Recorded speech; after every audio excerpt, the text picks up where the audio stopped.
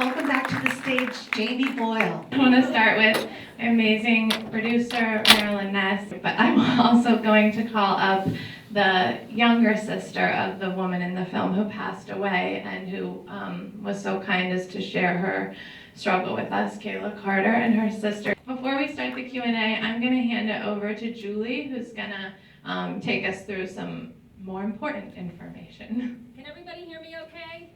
Yeah. It's going to be a little bit easier if I don't have to use a mic. Thank you all for coming. I'm going to do this quick because we really don't have a lot of time. What I'm going to do now in about 60 seconds is train you in reversing an overdose. There are these beautiful kits out back when you leave. If you feel like you can handle taking one, and you all can, please do. Inside the kit, you're going to end up finding 2 doses of Narcan. It's going to look like this, but it's in a case. So I'm just going to show you, if you come upon somebody who's not responsive, shake them. Try to get them to respond to you. If they don't, take your knuckles, rub them on their breastbone. If they're still not responsive and you suspect an overdose, what you're going to do is you're going to open your package, you're going to press it up against their nostril, and you're going to push the button. It's not like an asthma inhaler where you have to prime it. You're just going to put it up their nose and press. It's a very little amount of liquid. Then you're going to wait. You'll call 911 at this point. One of the things that we tell people not to do is don't tell somebody at 911 that you've got somebody who's experiencing an overdose. Just tell them someone's not breathing. Unfortunately, the stigma and shame attached to opioid use and to overdose in general sucks. So if you tell them somebody's overdosing, they may not put them at the top of the list. Just say you're with someone who's not breathing. Then what you're going to do is, if you know rescue breathing, any CPR, you're going to provide that. Hopefully at this point somebody has woken up. If not, you have a second dose in the kit. You will put it in the other nostril, and again you will wait. Again, hopefully at this point EMS has arrived. I will tell you that I carry this with me everywhere. I lost my brother a very long time ago. Narcan wasn't around. A month ago, I saved somebody's life on a subway platform because I carry this.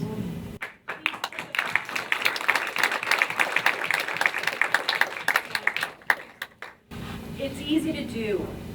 We all are, they tell you if you have a substance use disorder, you're powerless. We don't have to be this powerless anymore. You will walk out here with the ability to save someone's life. I'm not going to take any more time, but I will be out back. Marilyn, Erica, and Jose will be out back if you guys have any more questions. Please take a kit. There's lots of information inside and resources as well. So for me, this is, if you could subtitle this film, it would be, a family love story, because to get through all of this, oh my God, there's so much love there. It's, I think, the only way you could get through it. Can you talk a little bit about the making of the film? You started this as a student project many, many years ago. Can you tell us a little bit about what's happened, how it evolved, and that kind of thing? Yeah, I mean, it would take a while because it's the story of my life at this point. But yeah, I started it. It was the first film I'd shot almost. I think I shot something of my ballet slippers before that, but that was it. My dad had recommended that I take a film course because I'd been rejected from the journalism school twice that my sister got into on her first try. So I stumbled into film, and it was such a blessing because my family was falling apart and I didn't understand what was happening, and it was long before we had any of the terminology to go along with this, although that only goes so far, as we've seen with the current state of the epidemic. But I had a camera, and I'm so lucky that I did, because I think in a lot of ways it was so many things that we needed. And I think I point to this as well in the film. There were cons to it. I think it removed me in a way that was healthy for me, but in a way that removed me as a sister and as a daughter sometimes, and I think it still potentially does that, which is one of the cons of filming the people you love most, is you're not necessarily the support system they need, but I think that's part of the complexities that the film gets into, the things that we use sometimes to cope or to save ourselves. It's complicated, and that's family life, and I'm glad and that's relationships, and I'm glad that the love came through, because that was really important to me. I have a very close-knit family and amazing parents, and I think that everybody feels that way about their family, you know, until other things get in the way, or, you know, these bonds are kind of hard to define and hard to even talk about, but yeah, going through this experience with them, I don't even know that I'm ready to talk about it in a way that completely sums it up, because as you see at the end of the film, we're still in the middle of it somehow. So the ramifications keep coming, and as we've gone through COVID, I can't help but feel like a lot of those same things are starting to repeat themselves. I have family members in Colorado that have been fed a lot of misinformation about COVID, and a lot who are afraid to get the vaccine. And these same family members are well aware that we went through this and want to come out to support the film. So it's history repeating itself. And so yeah, it felt like a really important time to finally push it out there. Because you could keep working on these types of things for a long time. And how is Jordan today? Are you in touch again? I was just telling me the end of the film. So yeah, I mean, I think it kills us too, but it's important in a lot of ways, because it is the reality of substance use disorder. It's the reality of life and family, sadly. She's good. She did reach out about a week ago. She is still sober, and I've checked in with some of her friends, so that's not an issue. As far as we know, she has 2 little boys, so she's really, she's made a new family, and she's very protective and focusing on them, and she's working through a lot of stuff, and, so she's not a very public person, as like effervescent and outgoing as she is. She's not very public, so she's kind of taking a step back, but she said she loves us and supports us, so yeah, we're letting her stay out of all of the public eye, but she's good. well, there's a lot of love coming to her from New York. Well, thank you. We're going to open it up for questions, because I'm sure you all have lots of them. So, but how did you build this incredible team with Marilyn and Beth and everybody? Well, everyone has their own story, but as I'm just looking around at these amazing faces, as I point to in the film, a lot of people had their own experience with this issue. Most people do at this point. And yeah, I mean, actually, Marilyn hired me as her intern, not long after that lovely nervous breakdown that you all saw in the film. And I went to New York and never came back. And she's been my mentor and my dear friend. And I came to her with this film early on and said, I have, 20 minutes of Super 8 film and some audio recording. But she had just been in Baltimore making Charm City, and had seen the newest face and repercussions of the opioid epidemic. And so she was really passionate about it. And when this woman sets her mind to something, it's a done deal. So we hit the ground running after that, and she brought on Beth. Julie was her good friend. My parents have been supportive from the beginning, and actually she had been in touch with Andrew Kolodny. We came to Andrew's work separately because he's my personal hero, and I had been looking for information that explained my experience still 10 years later, and I came across a video he did in front of the California Department of Health, and he explained everything I had seen, and then some. And I brought him up to Marilyn, and Marilyn said, I approached him for a doc a few years ago, and we were like, well, great. So, it's the dream team. I couldn't ask for more. Absolutely. And Dr. Kolodny, I just have a question. Why all the lies? Is it just for profit, or why all the lies over these years? Before I answer that, I just want to say that, Jamie, you and your family are heroes. To share your story, such a personal experience that you've just shared, I really do think it's going to be hard for many people to watch this.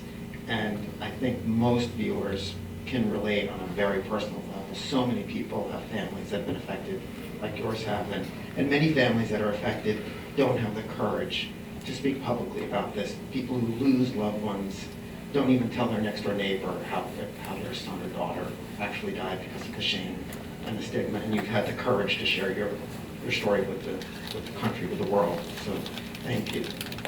So why all the lie? I mean, it seems just like blatant lies to the public through the pharmaceuticals. I mean,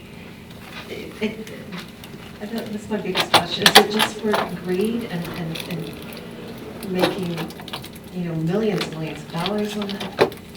Yeah, I think that this was largely driven by greed, so that you had corporations that recognized that if a drug that really had a very limited role clinically treating pain at the end of life or maybe a couple of days after major surgery, they realized it could be very profitable if you could convince the medical community to prescribe opioids for common problems and long-term problems, especially addictive drug.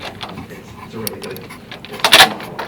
But I do think there were lots of good intentions mixed into all of this, so that many of the doctors who sort of went along with this and who bought into the messages, I think they felt like they were doing the right thing, that they were sort of now in the know, and that they could treat pain more compassionately. And many people become doctors because they really want to help people, and they're hearing that this is the way to do it. But of course, even in the medical community, there were mixed intentions, doctors with pain clinics who must have figured out very quickly that this wasn't helping people, but it was a good business model for them as well, not just the pharmaceutical company. So I do think this was largely driven by greed. Great tragedy. It's. Let's open up for questions from the audience. Yep. Yes. I was just wondering, how did you get the Kolodny salesperson to be in your film, and how did you see it? Yeah, thank you. I actually, I invited her here tonight, and she couldn't make it because of the COVID regulations, but so we had an amazing investigative reporter, Nick Verbitsky, who, when we said we want to talk to everybody on both sides of this epidemic, he hit the ground running, and he was going to get the Sacklers, he was going to get everybody. He's an old school investigative reporter. He'll pound down your door if he has to. But Carol actually was really, really open and willing to talk, she was so interesting to me because you could tell that she wasn't ashamed of the role that she played. You could tell that she couldn't really know where to place it yet. And I found that that is exactly the place I wanted to catch somebody, because she didn't totally have her story straight. She didn't quite know how she felt about it. She felt guilty, but she didn't take full responsibility, as she shouldn't.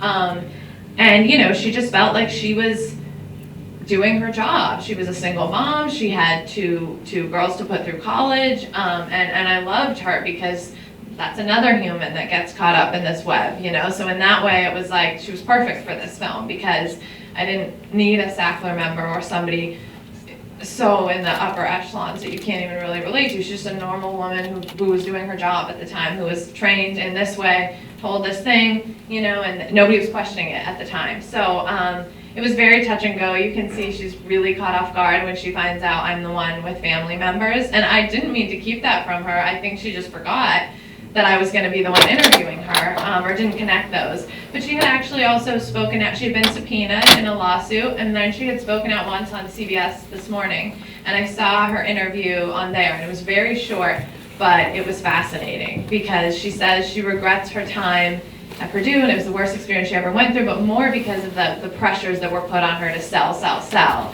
Not necessarily, she wasn't making the tie yet with the opioid epidemic. So I thought it would be really interesting to take somebody like her through, and you see her kind of, the wheels turning, and her finally coming to grips with where does it end? Well, we know where it ends. But she actually had not gone there yet in her head. I don't think she'd let herself.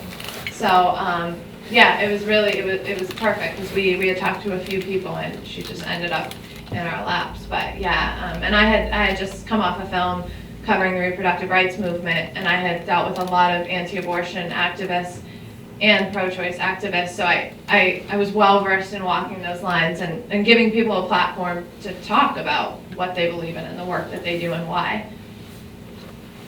Other questions? Yes, in the middle. Hi, my name is Colette. I was really moved by your film, so amazing to watch. I'm also a documentary filmmaker, and I'm working on a personal film right now, and I have two questions actually. So one is figuring out when to turn off the camera with your family, and how you would know okay, this is going too far, what's the boundary for you? And then the second is the amazing rich archival, and being able to sift through all that for the film and like the edit process too. So those are, thank you. Yeah, thank you. Well, I commend you because it's a big undertaking. And these guys can probably speak to the ups and downs, but my dad had the camcorder on a lot when we were growing up, which he was filming me earlier today, sending emails. So, but I can't get mad at it because now I've used his footage to make a film. So, Talk a little bit about My work speaks for itself. But it's funny, I had a 2-hour conversation with a new colleague at the Big Mouth offices about making a film about your family, and I don't think I'm an expert in any way, shape, or form at knowing when to turn off the camera. It was definitely different with each individual. My sister, so I just say like, gauge your relationship with each person. My sister, she tells me to stop bugging her all the time. So when she tells me to turn off the camera, I don't, and it turns into a huge fight, and that's normal for us. And actually I was gonna put one of those in the film, but it was distracting and neither here nor there, but just sisterhood. But it still is hard for me to look back and know when is the time she really needed me to turn it off to be there as a sister, and when she was just doing her older sister thing. In hindsight, now that we are where we are and she's felt the need to distance herself, I wish I would have paid more attention. So if I could give that advice, it's kind of forget the relationship you've had up until that point and then just respect them as you would any subject. Try not to be the little sister, the daughter, and the youngest member of this foursome, so that's what I do. I bug them and whine for the camera, but I'm not in this situation. I hold a lot more power, and it took me a while to realize that. So I think that's important. They all saw the cut long before anybody else and okayed it, and that was nerve-wracking, and would be different depending on the subject that you're covering, I think, and the people that you're covering. I asked them if they wanted to see it. So it was touch and go all the time, but good luck, and I would love to talk to you in more depth, definitely. Other questions? Oh, back here. Yeah, it seems like some of the symptoms that started as pelvic pain eventually become blurred or ambiguous with symptoms of being an addict. And I was wondering, was anyone ever able to diagnose what the physical pain was caused by? And how does your mom and your sister deal with pain now?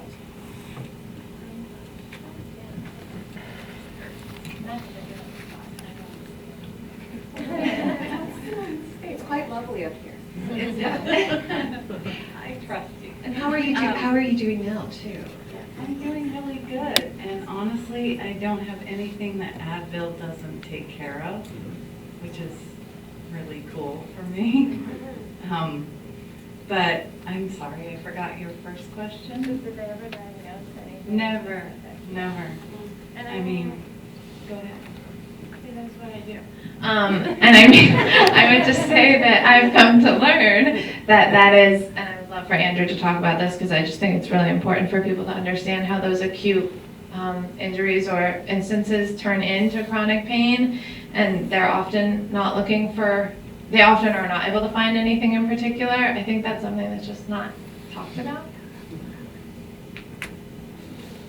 Well, one of the things that can happen when you take opioids chronically is they can actually make pain worse. It's a phenomenon called hyperalgesia. And so when you're taking an opioid, because of the tolerance that develops, you'll need higher and higher doses. And as your previous dose is wearing off, you're developing subclinical withdrawal symptoms before you take your next pill. And one of the withdrawal symptoms, you heard in the film about the flu-like symptoms or the severe anxiety, but one of the more prominent symptoms is increased pain sensitivity. So actually, the chronic pain problems that you were experiencing could have been, if not caused by the opioids, certainly exacerbated by the opioids. So, opioids actually make pain worse when taken around the clock. They are really lousy for chronic pain. So Advil or Tylenol or Advil plus Tylenol or physical therapy or weight loss or exercise or lifestyle changes. There are loads of other things that people can do other than take opioids that certainly we usually don't reach for first. And Jordan is not in pain either. Once they both got through that first, for Jordan, it was a year of withdrawal because she wasn't on medication-assisted treatment. But for my mom, I think it was quicker. And yeah, no residual pain or issues of any kind at all. Other questions? Yes, in the middle. Hi, it's for you and the young lady whose sister has passed. What would you say to people who deal with this issue, with a loved one, and who might be dealing with it or who has already been gone? What would you say to them, and how do you cope with your passing?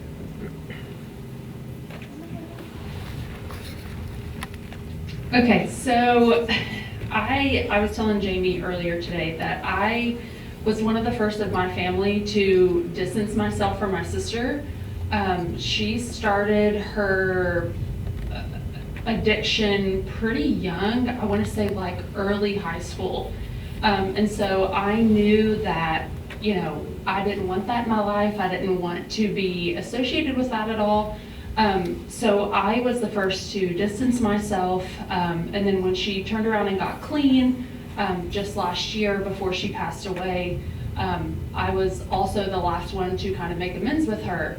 And she passed away several days before I was actually going to visit her. So I kind of have this guilt in a way that I feel like I'll live with forever because I was the first to push her away and the last one to accept her back when she was clean. So the advice I would give, have a little grace, honestly. We dealt with her addiction for 10 plus years. And with me having kids and not wanting them around that lifestyle, I was quick to just push her out of my life, honestly. And now I regret it. Because she did get clean and she turned her life around and I wasn't there to support her. So have grace, kind of understand what they're going through, because I didn't understand addiction honestly until this film was like a huge part of that. To me it was always like, it's a choice, and she started with the pills, and then ultimately what killed her was the heroin. It killed her heart. She was clean, but after having open heart surgery and everything, she just was too weak to survive it. So, yeah, I feel like I'll live with that regret of not making amends with her after she became clean. So my advice would just be, sorry that was long, just grace. Kind of have empathy and sympathy for what they're going through and try to understand that it's not always a choice that they have, that it's an addiction. What is, I imagine impact and an impact campaign around this film will be very, very important. And so can you all talk about a little bit of what you have in plan, what's in store, and also where the film is going to go next? Yeah, of course. So plans are in the works, and I'm going to let one of the producers talk about this, but I will just say Eliza Licht is here, who is our outreach producer. She's leading the outreach campaign, impact campaign for disclosure right now, Trans Lives on Screen, which is doing some of the most amazing impact work, and has led some of the best, in my opinion, DOC impact campaigns out there. So we have a lot of plans, and please stop, Marilyn. No one likes this stage. Impact was the heart of what Jamie was trying to do, so we were making a film and also trying to figure out how to bring a community along, and stigma is the biggest problem we're facing right now. These are people who are becoming addicted to drugs through our regular pharmaceutical and prescribing practices, and so having grace and also learning the tools that we all need to help save the people that are all around us who have already succumbed in some way. So thank you, Julie, for sharing your story and what it takes to be able to do that. And so we are leading with Impact First.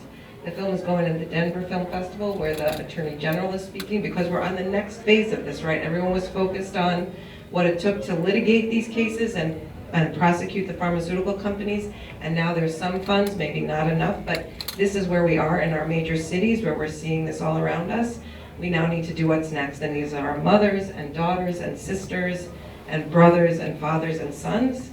And so that is what's next, is how do we tell this story in a way that brings humanity back to the conversation. These are regular folks dealing with regular things that wind up in exceptional circumstances. So that is where we're leading. So I'm just going to add to that end, one of the things we're trying to do in the harm reduction community in the hopes to end the stigma is changing our language when we talk about people who use drugs. We don't talk about addicts, we don't talk about junkies, we talk about people first, people who use drugs. One of the other things we try to do is, instead of using the terminology clean, because you were never dirty, you're not the opposite of dirty, you were not, just because you are drug-free. So just trying to change the language around how we talk about people who use drugs is the first step. So do your part when you walk out the door. Don't ask if somebody's clean, ask if you're substance-free, ask if you're in recovery. And if you can, try to just change and use the person-first language, because we are all somebody's sister. We don't have to be anonymous anymore. Thank you for that, Jamie. So you will see a QR code in postcards on the end, and also in the kits if you take them. So we'd love to hear what you think of the film, and fill out the audience feedback form, and join the newsletter, because again, we're just beginning right now, but we know we're going to have Narcan trainings at every screening, and there'll be a lot more. So keep in touch. And I think, yep. Can I say one last thing? Absolutely. Okay, as Marilyn put perfectly the other day, well, yeah, vote for the film for the audience survey. Thank you. But also, people are still getting on the on-ramp of this epidemic. I know it seems like it's not a prescribing problem anymore in the face of switch to heroin and illicit drug use, but that is not the case. There is still a ton of prescribing for instances where opioids should never be prescribed. So please follow Physicians for Responsible Opioid Prescribing, and there are cards that say when opioids are appropriate. And there's 3 instances. It's a few days after major surgery, end-of-life care. What am I forgetting? I think that's it. So yeah, that's it. They're very addictive drugs, and just, yes, take care of yourself and your family. Thank you so much. Cass,